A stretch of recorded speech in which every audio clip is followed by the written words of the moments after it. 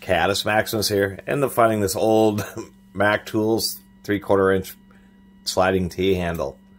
Ended up having the ball bearings had fallen out on both ends of this tool. I've seen this quite often. Somebody had commented about that. And so just wanted to do a little repair video of repairing a retaining bearing ball rather than just a detent version. I actually was initially going to use this thing, but I think it's just a bit too sharp. I did a little review of the spring-loaded thing, plus the tip. I tried it on some old sockets and actually got a little bit rounded.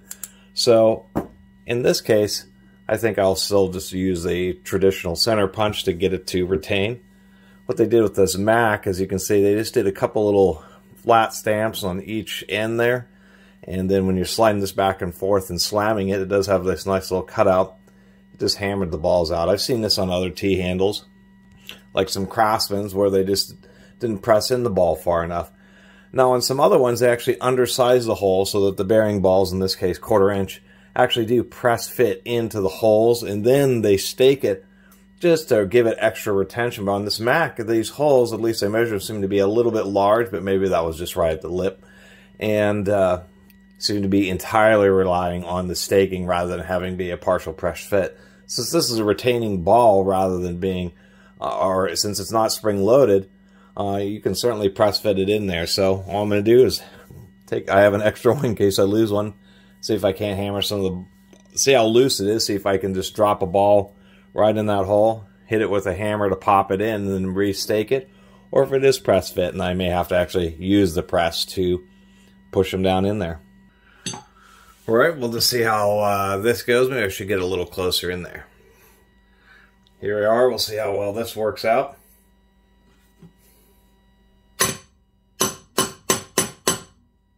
Yeah, it does appear that's all it was.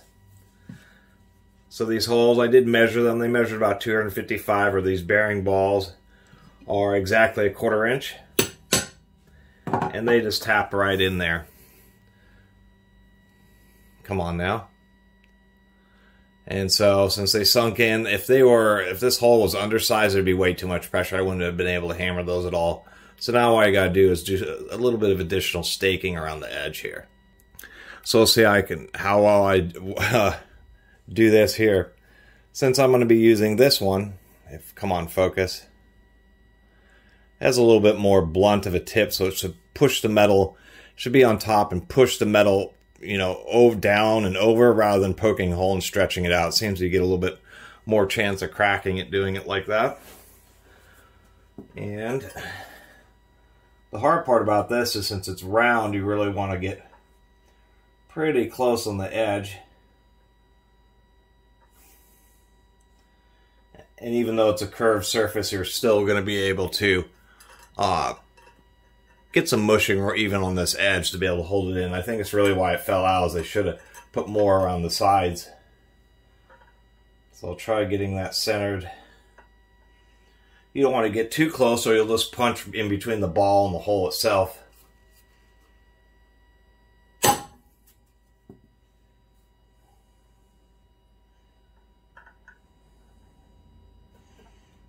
And that steel was just a second.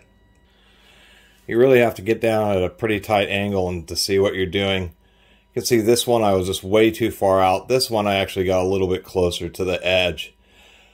This Mac bar is actually a bit harder than that previous video on that channel lock spinner handle that I repaired the ball detent. I have to hit this a whole heck of a lot harder in order to get it to move over. Or excuse me, in order to get it to upset the material a decent amount. So I just did the other side here, and you can just see how I got it really close to the edge, so I'm actually deforming the metal into the bar.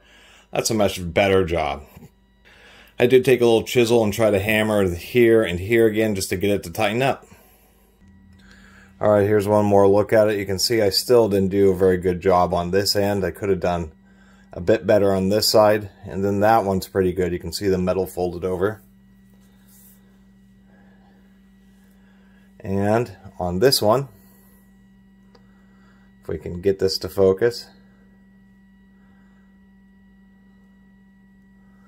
Come on now, there it goes. You can see I did a pretty good job there. So anyway, that was just kind of the little purpose of this video. Lots of things like that fall out on these types of tools, and like on this one it was 15 bucks, and then just because, even though it was an old Mac, very old Mac, when you see them say that's just a straight logo, not the arc logo, in Sabina, Ohio, or it says Sabina O, but Sabina, Ohio, you know it's a vintage Mac. But in this case, no, even knowing that's a Mac, somebody wouldn't sell for 15 bucks, but they saw that the bearings are missing. I don't know how the bearing retained in this part, or if they just happened to replace it just so they could sell it. But in this case, I was able to replace the bearings, voila, fix it, and it's a great tool. Save myself some money. Anyway, really appreciate everybody who's been watching and subscribing. And if you haven't subscribed, please do. Till next time, Catus Maximus out.